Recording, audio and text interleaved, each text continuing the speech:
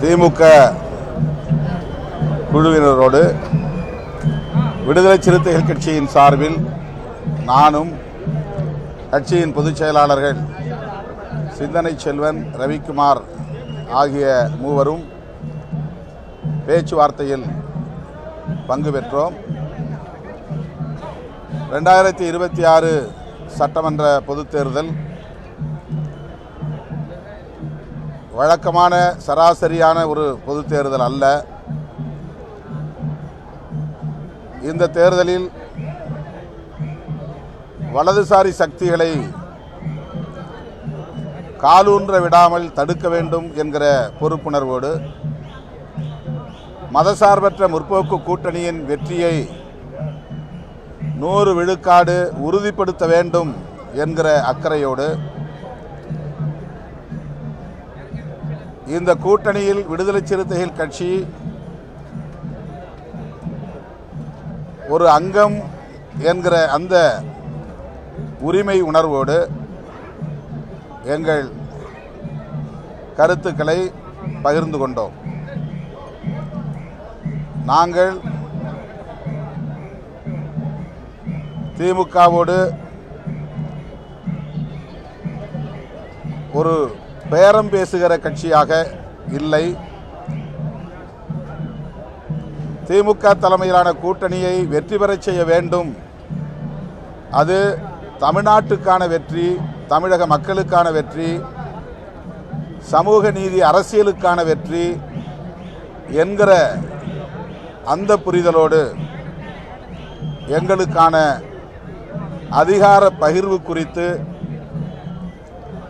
எங்கள் கருத்துக்களை மனம் திறந்து பகிர்ந்து கொண்டோம். திமுக தரப்பில் எங்கள் கருத்துக்களை கேட்டுக்கொண்டார்கள்.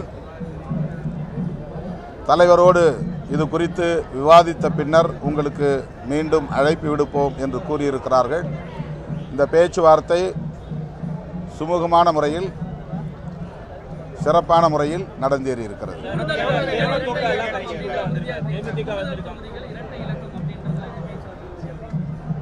பேச்சுவார்த்தையில்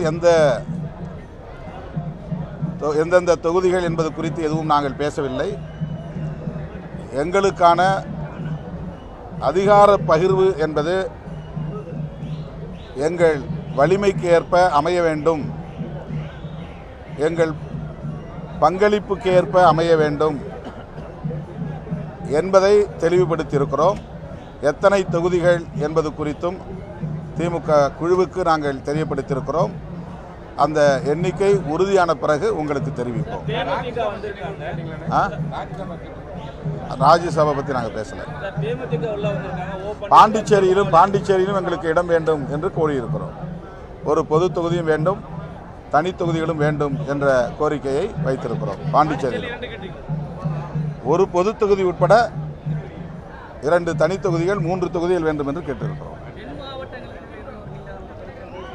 அது முதல்ல எண்ணிக்கை முடிவான பிறகுதான் எந்தெந்த தொகுதி, எந்தெந்த பகுதி என்பதை நாங்கள் முடிவு செய்வோம். இப்போதைக்கு எங்கள் எண்ணம் என்ன என்பதை, எங்கள் விருப்பம் என்ன என்பதை நாங்கள் வெளிப்படுத்தி இருக்கிறோம்.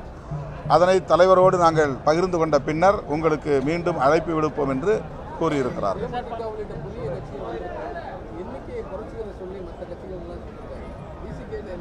இதெல்லாம் கூட்டணி கட்சிக்கு இடையில உள்ள அரசியல் ரகசியங்கள். இதை நம்ம வெளிப்படையாக பேச முடியாது. அது நாங்கள் எங்களுக்குள்ள நெகோசியேஷன், அந்த நெகோசியேஷனில் என்ன ஃபைனல் ஆகுதோ அந்த ஃபைனலாக உங்களுக்கு சொல்லுவோம்.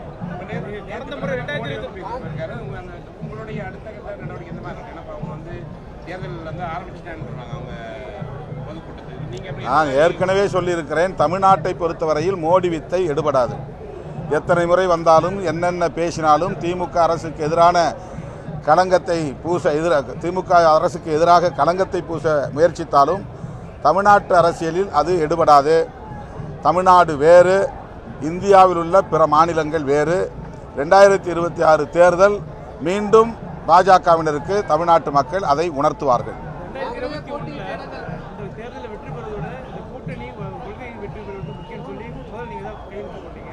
இதே நிலைப்பாட்டில் இருக்கீங்களா, இல்லை உங்களுக்கான நெகோசியேஷன், உங்களுக்கான பங்களிப்பு எங்களுக்கான பங்களிப்பு, எங்களுக்கான பகிர்வு என்ன என்பது குறித்தும் நாங்கள் எங்கள் கருத்தை உறுதிபட தெரிவித்திருக்கிறோம். அதே வேளையில் நீங்கள் சொன்னதைப் போல கடந்த தேர்தலில் நாங்கள் இந்த கூட்டணியின் வெற்றி எவ்வளவு முக்கியம் என்று கூறினோமோ அதே உணர்வோடு இன்றைக்கும் நாங்கள் அதில் உறுதியாக இருப்பதற்கு காரணம் தமிழ்நாட்டு அரசியல் சூழல் அதே சூழலாகத்தான் இருக்கிறது. இங்கே மதவாத அரசியலுக்கு இடமில்லை, சாதியவாத அரசியலுக்கு இடமில்லை. மதத்தின் பெயரால், சாதியின் பெயரால் வெறுப்பு அரசியலை பரப்புவதற்கு தமிழ்நாட்டில் மக்கள் அனுமதிக்க மாட்டார்கள் என்பதை உறுதிப்படுத்த வேண்டிய தேவை இருக்கிறது. அதே திமுகவுக்கு என்ன பங்கு இருக்கிறதோ அதே பங்கு அந்தந்த கட்சியின் வலிமைக்கு ஏற்ப உள்ளது. எனவே விடுதலை சிறுத்தைகள் கட்சிக்கும் தமிழ்நாட்டின் இந்த சுமூகமான அரசியல் சூழலை மதவாத சக்திகளால் பாதிக்க செய்வதற்கு இடம் கொடுத்து விடக்கூடாது என்கிற பொறுப்புணர்வு இருக்கிறது. அந்த பொறுப்புணர்வோடு எங்கள் அதிகார பகிர்வையும் உரிமையோடு எடுத்துரைத்திருக்கிறோம். முதல்வரிடமிருந்து எங்களுக்கு மீண்டும் அழைப்பு வரும்போது உங்களுக்கு தெரிவிப்போம். அதான் அது நெகோசியேஷனில் வந்து அதை எப்படி நீங்கள் வெளியே சொல்ல முடியும்? தொகுதி தான், தொகுதி பகிர்வுங்கிறது ஒரு அதிகார பகிர்வு தானே. அதாவது கேபினெட்டில் பவர் ஷேர் இல்லை நீங்கள் சொல்கிற மாதிரி.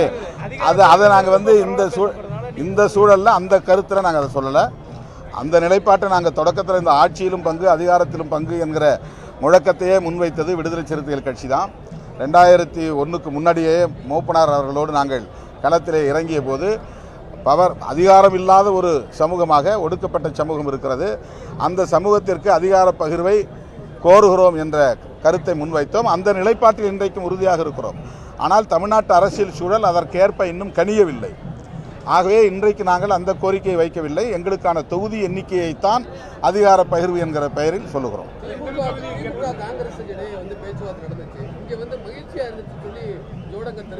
டெல்லியில் போய் பேசும்போது திமுக சொல்ற கருத்துக்களை ஏற்றுக்கொள்ள முடியல, 25 தொகுதி தான் சொல்றாங்க, அதை ஏற்றுக்கொள்ள முடியல. டெல்லியில் போய் பேசியிருக்காரு. காங்கிரஸ் கட்சி ஒரு கூட்டணியில் ஒரு வெற்றி நிலைப்பாடு இருக்க மாதிரி ஒரு நிலை இருக்கு, அதை எப்படி பாக்குறீங்க? அது காங்கிரஸ்காரங்க தான் இந்த கேள்விக்கு பதில் சொல்லணும். இல்லை, அது பேச்சுவார்த்தை நடத்தும் போது தனித்தனியாக ஒவ்வொரு கட்சியோட பேசுகிறாங்க. அதில் நான் எப்படி இன்னொரு கட்சியினுடைய கருத்துக்கு பதில் சொல்ல முடியும்? எங்கள் கட்சியினுடைய நிலைப்பாட்டை பற்றி நான் பேச முடியும். நாங்கள் ஒரே கூட்டணியில் இருந்தாலும் ஒவ்வொரு கட்சியும் தனித்தனியான கோரிக்கைகள் வைத்திருக்கின்றன. ஒவ்வொரு கட்சிக்கும் தனித்தனியான ஒரு வலிமை இருக்கிறது, ஒரு பாரம்பரியம் இருக்கிறது. தமிழ்நாட்டில் அவர்கள் தேசிய அளவில் ஒரு பெரிய சக்தி என்கிற அடிப்படையில் கோரிக்கையை வைக்கிறார்கள். அது அவர்களுடைய நிலைப்பாடு. அதில் நாங்கள் கருத்து சொல்வதற்கு எதுவும் இல்லை.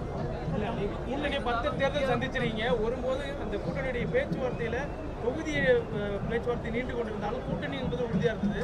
ஆனால் இப்போ காங்கிரஸோடைய பேச்சுவார்த்தையில் ஒரு இரட்டு நிலைப்பாடு தெரிகிறதுனால கூட்டணியே உறுதியாக ஒரு கொஸ்டின் மார்க் எழுது. அது உங்கள் கூட்டணி என்னதான் பேச்சுவார்த்தையில் இழுபறி நடந்தாலும் கூட காங்கிரஸ் திமுக கூட்டணியில் தான் இருக்கும். இந்த கூட்டணி கட்டுக்கோப்பாக தேர்தலை சந்திக்கும். அதில் எனக்கு நம்பிக்கை இருக்கிறது.